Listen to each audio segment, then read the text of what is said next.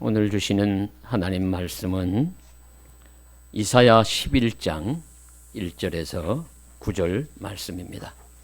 이새의 줄기에서 한 싹이 나며 그 뿌리에서 한 가지가 나서 결실할 것이요 그의 위에 여호와의 영 곧 지혜와 총명의 영이요 모략과 재능의 영이요 지식과 여호와를 경외하는 영이 강림하시리니 그가 여호와를 경외함으로 즐거움을 삼을 것이며 그의 눈에 보이는 대로 심판하지 아니하며 그의 귀에 들리는 대로 판단하지 아니하며 공의로 가난한 자를 심판하며 정직으로 세상에 겸손한 자를 판단할 것이며 그의 입에 막대기로 세상을 치며 그의 입술의 기운으로 악인을 죽일 것이며 공의로 그의 허리띠를 삼으며 성실로 그의 몸의 띠를 삼으리라.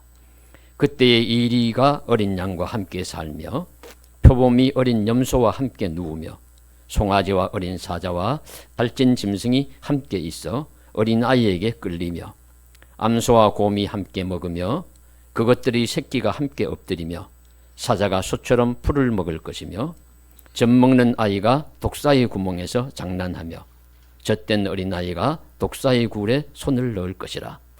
내 거룩한 산 모든 곳에서 회됨도 없고 상함도 없을 것이니 이는 물이 바다를 덮음같이 여호와를 아는 지식이 세상에 충만할 것임이니라. 아멘. 네, 인생사의 가장 큰 불행과 고통은 부당한 심판을 당하는 것이고 또 다른 하나는 전쟁의 참상 속에 빠지는 것입니다. 우리는 일상의 삶에서 누구나 정당한 재판을 받을 권리가 있지만 그러나 세상에는 불의하고 부당한 판결 속에서 울부짖는 사람들도 많이 있습니다. 그래서 불의한 세상에는 정의가 요청이 됩니다. 그리고 전쟁의 참혹함이 얼마나 크고 무서운지를 인류는 잘 알지만 전쟁은 끊임없이 이어지고 있습니다. 엘빈 토플러라는 학자는 지난 20세기라는 100년 동안 지구상에 전쟁이 없었던 날은 불과 3주간에 불과했다고 말하고 있습니다. 이처럼 지난 세기에도 전쟁이 계속해서 이어졌는 그 전쟁이 21세기에 들어서도 지금도 계속되고 있습니다. 2023년인 지금도 러시아 우크라이나 전쟁이 1년이 넘게 지속되고 있고 이스라엘과 팔레스틴 하마스와의 전쟁이 일어난 지도 벌써 2달이 지났습니다. 그동안 사상자들도 수천 수만 명이 넘어가는 많은 사상자들이 나타났습니다. 이처럼 부당한 재판의 피해자가 된다거나 살고 있는 나라가 전쟁의 소용돌이 속에 빠지거나 앞으로 또 빠질 것이 예상된다면 이는 큰 걱정거리가 아닐 수가 없습니다. 얼마나 큰 고통과 피해를 당할지 그 누구도 가늠조차 할 수 없기 때문입니다. 전쟁이 있는 세상에서는 평화가 얼마나 중요한지를 우리는 깊이 깨닫고 있습니다. 주전 800여 년경 구약시대 남북 왕조 시대의 북이스라엘과 남유다도 큰 걱정거리가 하나 있었습니다. 북쪽에서 발로한 아시리아라는 큰 대제국이 점점 더 강성해지고 그 세력을 넓혀가고 있습니다. 그래서 그 세력을 몰아서 이 남쪽으로 아람, 시리아 있는 아람 그리고 북이스라엘, 남유다를 방향으로 쳐들어올 것이 예상되기 때문입니다. 그들의 공격이 시작되면 전쟁이 그래서 일어난다면 이스라엘과 유다는 어떻게 될 것입니까? 얼마나 많은 피해와 고통을 당할지 두려워하지 않을 수 없습니다. 그것은 곧 하나님의 심판과 연결된다고 봅니다. 구약시대에 하나님의 큰 심판이 세 종류가 있어요. 무서운 심판이 세 개가 있는데 하나는 기근이고 두 번째는 전염병이고 세 번째는 전쟁입니다. 하나님이 다윗에게도 말씀하시기를 다윗이 잘못했을 때 전쟁을 통해서 내가 고통을 받겠느냐 전염병을 보낼까 그렇게 기근을 보낼까? 이렇게 이제 말씀하셨던 것처럼 우리 구약 성서 시대에 큰 두려워 무서운 하나님의 심판으로서의 우리 인류에게 내리는 재앙이 전쟁과 기근과 전염병인데, 그 중에 하나 이 전쟁, 크고 무서운 두려운 그런 인류의 고통이 아닐 수가 없습니다. 그래서 이 전쟁을 이기고 평화가 도래해야 합니다. 그렇게 하려면은 하나는 하나님의 심판대 앞에서 정당하다고 인정받아야 합니다. 그리고 또 하나는 그 하나님이 주시는 능력으로 말미암아 승리를 이끌어내어야 합니다. 그래야 평화의 시대가 도래합니다. 그렇게 될 줄로 확신하는 것이 전쟁으로 다가오는 두려움 가운데 떨고 있는 사람들에게 큰 힘과 위로가 될 것입니다. 그러므로 이런 두려움 속에 있는 유다 백성들에게 하나님은 이사야 선지자를 통하여 예언의 말씀을 주십니다. 그 예언의 말씀으로 어떤 약속을 하시는 것이죠. 하시면서 전쟁의 두려움과 공포 속에 떨고 있는 백성에게 위로를 주고 소망을 주기를 원하셨습니다. 그 말씀은 메시아가 오실 것이고, 그 메시아의 왕적 메시아, 우리 메시아는 우리 기름 부음 받은 자라는 뜻으로 선지자, 제사장, 왕이라는 의미가 있는데, 특별히 또 왕적인 메시아가 오셔서 이 세상을 다스릴 것이다. 그런 왕적인 메시아가 오실 것이라는 말씀도 구약 성경에 주류를 이루어서 나옵니다. 그 메시아 왕국이 도래할 것인데, 그 왕적인 메시아가 어떤 메시아 왕이냐? 그 왕국을 다스리는 왕적 메시아는 의로운 심판자요 평화의 왕으로 오실 것이라는 말씀입니다. 그래서 선지자에 의해서 예고되는 오실 왕 메시아의 특징은, 첫째는 의로운 심판자입니다. 더 소상하게 밝히면은 오늘 말씀에 이새의 줄기에서 올 것이다. 이새는 다윗의 아버지죠. 그러니까 다윗 왕가를 통해 가지고 이 메시아가 올 것이다. 그래서 예수님이 유다 지파 다윗의 후손으로 오신 것입니다. 그래서 그 왕적 메시아의 전통을 따르는 것이죠. 그래서 다윗의 후손 중에서 메시아가 올 것이라는 뜻으로서 다윗의 후손으로 예수님이 오셨습니다. 그리고 여러 가지 놀라운 덕목을 겸비한 왕입니다. 여호와의 영이 충만한 자로서 지혜와 총명의 영이요 모략과 재능의 영이요 지식과 여호와를 경외하는 영이 가득한 훌륭한 덕목을 구비할 것입니다. 그는 하나님이 주시는 지혜와 재능을 가지고 있습니다. 그러면서 또한 하나님을 잘 경외하는 자요, 그것이 즐거움이 되는 그런 왕적인 메시아입니다. 세상의 어떤 왕 이상으로 지혜와 힘을 가지고 있지만 또한 자신이 최고고 잘났다고 교만한 자가 아니라 하나님을 잘 경외하는 겸손한 왕으로 오실 것입니다. 그리고 또 하나 빠뜨릴 수 없는 왕적 메시아의 특징은 의로운 심판자라는 것입니다. 그래서 오늘 읽으신 3절에서 5절 말씀을 보시면요, 이런 말씀이 나옵니다. 그는 눈에 보이는 대로 심판하지 아니하며 그의 귀에 들리는 대로 판단하지 아니하며 공의로 가난한 자를 심판하며 정직으로 판단하며 입의 막대기와 기운으로 세상의 악인을 칠 것이며 공의와 성실로 허리띠를 삼을 것이라. 이 말씀을 간략하게 정리하면 오실 왕적 메시아는 정의로운 심판자라는 겁니다. 정의로운 심판자. 성도 여러분, 만일 저와 여러분이 명철과 지식이 충만한 정의로운 재판관에게 우리가 재판을 받는다면 참으로 다행한 일이고 감사한 일입니다. 그러나 만일에 무지하고 무도하고 불의하고 그런 재판관이 나를 재판한다. 그래서 부당한 심판이나 억울한 판단을 경험한다면 그 얼마나 고통스러울 것인가. 우리 여러분, 저와 여러분이 충분히 실감할 수 있습니다. 솔로몬이 지혜가 있었기 때문에, 지혜롭고 정의로운 재판관이었기 때문에 그 어린 아기를 가지고 와서 두 창기가 서로 내 아기라고, 죽은 아기가 다른 아이의 아기라고 할 때에 그 올바르게 그 친어머니를 찾아주잖아요. 어린 아기에게. 그것이 이제 그 부당한 사람이, 불의로 고통받는 사람이 없게 하는 정의로운 심판관, 재판이 하는 일입니다. 저는 오늘날 사법부의 큰 재판이나 소송에 휘말려 이런저런 일을 당한 경험은 없습니다. 하지만 나름 살아오면서 억울하다고 마음에 남아있는 일들은 종종 있습니다. 그 중에 밝힐 수 있는 사소한 한 가지는 제가 중학생 시절에 컨닝을 하지 않았는데 컨닝 환자로 인정받아서 선생님께 뺨을 맞고 벌을 받은 적이 있어요. 시험지에 답안을 쓰다가 보니까 위에 써야 될 걸 아래 쓰고 해서 그것을 지우고, 그때 당시에 지우개는 오늘날처럼 성능이 좋지가 않습니다. 지우고 나도 연필 자국이 시커멓게 남고 지운 자국이 나요. 그랬다고 선생님이 교무실에 불러서 너 컨닝했지. 너무 억울했습니다. 그래서 선생님에게 추궁이 암이 그냥 컨닝한 것으로 확신하고 저를 추궁하니까 제가 화가 나서 어린 마음에도, 제가 중학교 2학년 때로 인정이 되는데, 시인이 되는데, 그 선생님에게 선생님 봤습니까? 왜 그런 이야기 하십니까?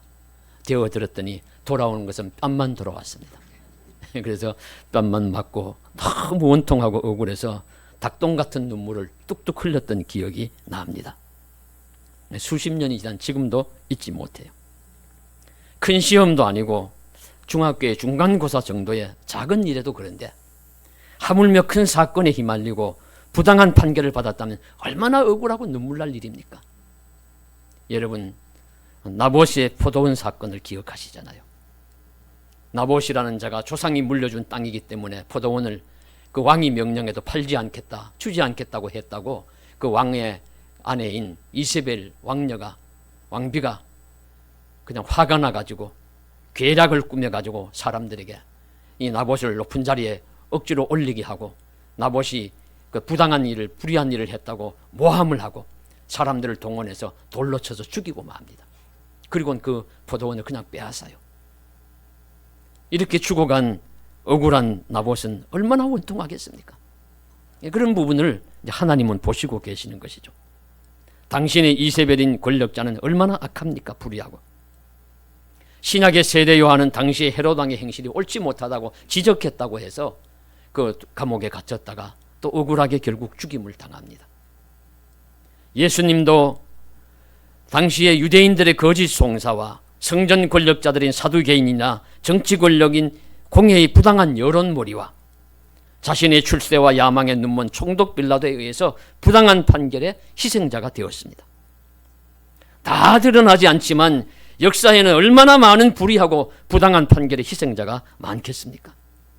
바로 진실을 보지 못하고 듣지 못하고 그저 자기 눈에 보이는 대로, 자기에게 들리는 대로 심판하며 정직하지 않게 판단하고 가난하다고 무시하고 약한 사람이라고 압제하는 불의한 재판관들이 세상에는 얼마든지 있기 때문입니다.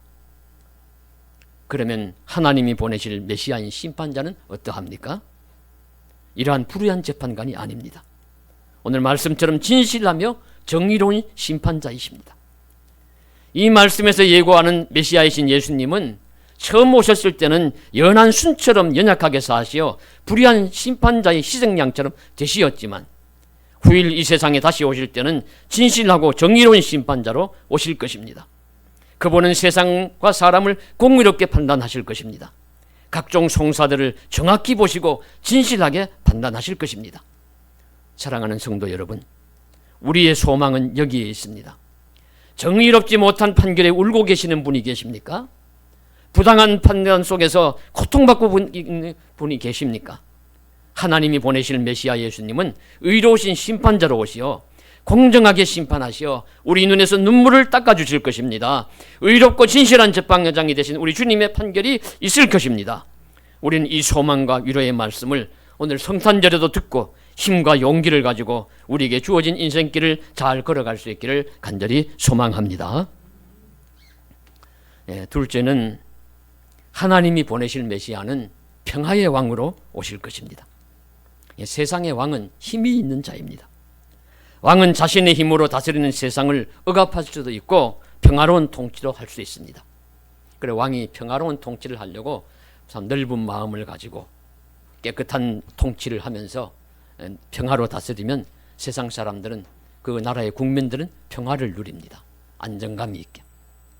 그러나 만일 왕이 포악하고 그 힘을 가지고 전쟁을 좋아하고 자기 욕심을 부린다면 그 백성들은 고통을 받을 것입니다.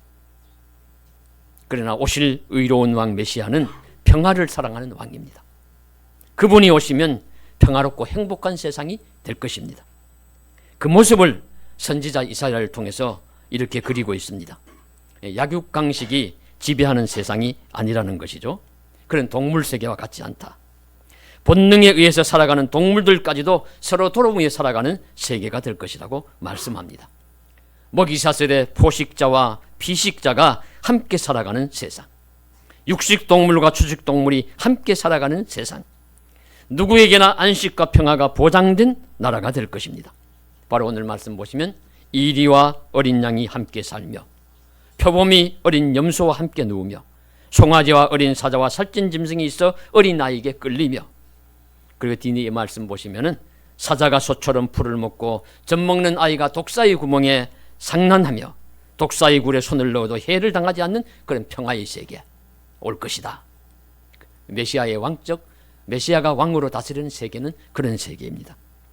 평화의 왕으로 메시아가 오시면 그 나라는 죄가 들어오기 전에 존재했던 에덴 동산과 같습니다. 그야말로 파라다이스, 낙원입니다. 하나님과 사람 사이의 평화가, 사람과 사람 사이의 평화가, 사람과 동물 사이에도 평화가 넘치는 나라가 될 것입니다. 그 나라는 하나님의 샬롬이 임재하고 주관하는 나라입니다. 우리가 평화를 뜻하는 고대 단어를 두 가지 생각할 수가 있는데요. 하나는 라틴어로 팍스이고 또 하나는 우리 히브리어로 샬롬입니다. 그래서 이 팍스와 샬롬을 조금 다르게 구분할 수 있습니다. 뭐 같은 뜻이지만 팍스라는 라틴어 이 평화라는 것은 우리 한 세력이 힘으로 이룩한 평화를 의미합니다. 그래서 물질적인 성격이 강하고 법과 세상의 힘을 근본으로 하여 세상을 평정함으로 오는 평화를 팍스라고 할 수 있습니다. 대표적으로 고대 로마의 평화를 팍스 로마나, 로마의 평화를 그래서 팍스 로마나라고 부릅니다. 고대 유럽 지중해 연안을 통일해서 수백 년간 힘으로 점령해서 다스렸던 그 로마의 평화를 일컫는 명칭입니다. 그때 로마는 팍스 로마나를 실현하기 위해서 하루도 피 흘리지 않는 날이 없다 할 정도로 전쟁으로 일관했습니다.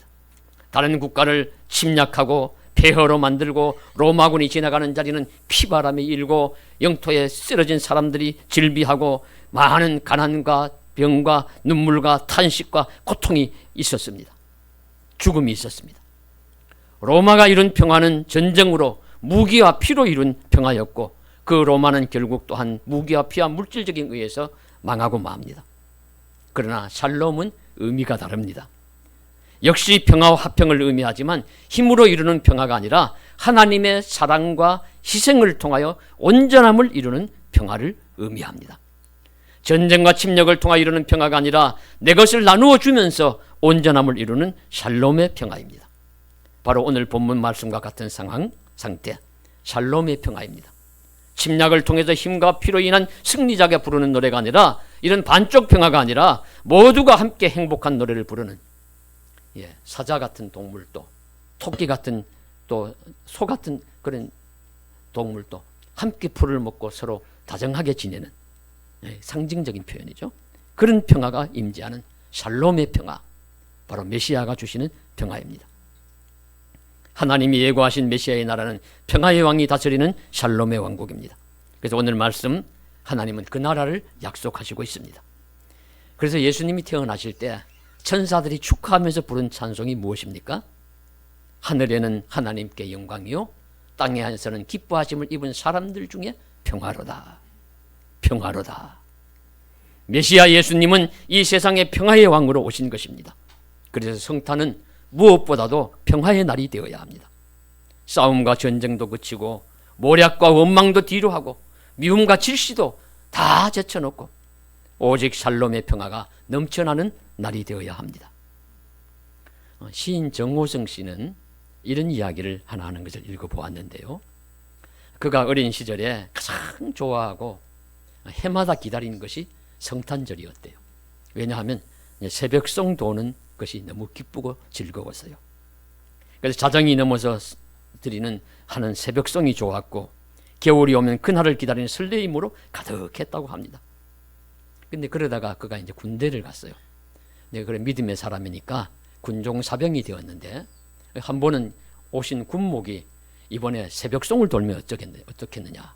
그러니까 자기가 너무 좋은 거예요. 너무 흥분하고 좋아서 계획을 하고 차량 지원을 요청을 하고 그리고 예수 믿는 우리 군인들을 이렇게 뽑아가지고 몇몇 사람을 성가대원으로 차출도 하고 그래서 이제 새벽송을 돕니다. 자정이 지나서 크림빵이 든 가방과 뜨겁게 끓인 보리차 주전자를 들고 먼저 부대의 보초병을 찾아가서 메리 크리스마스라고 축복의 인사를 했습니다. 그리고 그 군인교에 추철된 몇 사람의 성가대원들과 트럭을 타고서는 예하 부대로 갑니다. 밤 깊은 내무반 병사들은 모두 잠들고 불침번만 깨어서 색전구가 반짝거리는 크리스마스 트리 옆에 서 있습니다. 그 새벽 우리 송 대원들은 조용하게 들어가서 성탄 찬송을 불렀습니다. 모두가 잠들어 있죠. 아무도 깨는 사람이 없이 그런 가운데 조용하게 성탄 찬송을 부르고 또 조용한 목소리로 메리 크리스마스 했는데 잠자고 있는 줄 알았던 병사들이 다 누워가지고 메리 크리스마스 하더라는 거예요. 그것이 그 한 막사만이 아니라 가는 막사마다 계속 다른 내무반도 다 그랬습니다. 그때마다 가슴 깊숙이 가는 곳에서부터 솟아나오르는 기쁨을 억제하지 못했다고 합니다. 외롭고 때로는 막막한 군생활하는 병사들의 가슴 속에 아기 예수는 이미 소리 없이 찾아와 있었다고 이야기하고 있습니다. 저는 이 이야기를 읽으면서 역시 제 학생 시절 새벽송과 겹쳐지면서 가슴이 뜨거워졌습니다. 나도 그런 시절이 있었지. 아무것도 가진 것이 없어도 배불렀던 성탄절. 눈길을 걸어서 새벽을 찾아간 성도의 가정에 집 앞에 켜놓은 희미한 백년을 종구 앞에서 불렀던 찬송소리. 기다리다 잠이 들었던 성도님들이 찬송소리에 잠이 깨어서 수줍은 듯 눈을 비비면서 나와서 함께 부르던 그 새벽 찬양. 그리고 준비했던 선물을 그 들고 간 성가대원, 그 새벽대원들이 들고 간 그 자루 속에 넣어주는 따뜻한 풍경. 이런 것들이 환난 많은 이 세상에 평화를 기원하는 모습이 아니고 또 무엇이겠습니까? 예수님이 오셔서 이 땅에 평화를 주시기를 원하십니다. 성도 여러분, 우리가 기다리는 메시아 세상은 정의가 이처럼 나타나고 평화가 실현되는 곳입니다. 왕적 메시아 예수님이 진정 다시 오시면 그 기다림이 이루어질 줄 믿습니다. 그날을 사모하며 은혜의 보좌 앞으로 담대히 나아가는 올 한 해의 복된 성탄이 되시기를 주님의 이름으로 간절히 축원합니다. 기도드리겠습니다. 사랑하는 하나님, 2023년도 성탄절을 맞이하여 이렇게 저희 교회 1부, 2부 예배 늘 드렸던 성도님들 함께 모여 오늘 한 번 예배로 이렇게 하나님께 영광과 찬송을 돌립니다. 하늘에는 영광이요 땅에서는 기뻐하심을 입은 사람들 중에 평화로다. 그 말씀이 그대로 임재되게 하여 주옵시고 오늘 읽은 이사야서의 말씀 왕적 메시아로 오실 메시아 왕국의 평화의 왕, 의로운 왕, 심판자로서의 의로운 심판자이신 예수님을 다시 우리 마음속에 모시고 진실하게 살아갈 수 있는 큰 힘을 저희에게 더하여 주시옵소서. 저희에게 주어진 인생길이 얼마나 남았는지는 저희는 알 수는 없습니다. 그러나 하나님은 아실 줄 믿사오니 주님 앞에 서는 날까지 믿음의 길, 생명의 길, 은혜의 길 잘 달려가게 하시고 저희들이 가는 곳곳마다 주의 평강이 나타나게 하여 주시옵소서. 우리 주님 예수님 이름 받들어 간절히 기도드리옵나이다. 아멘.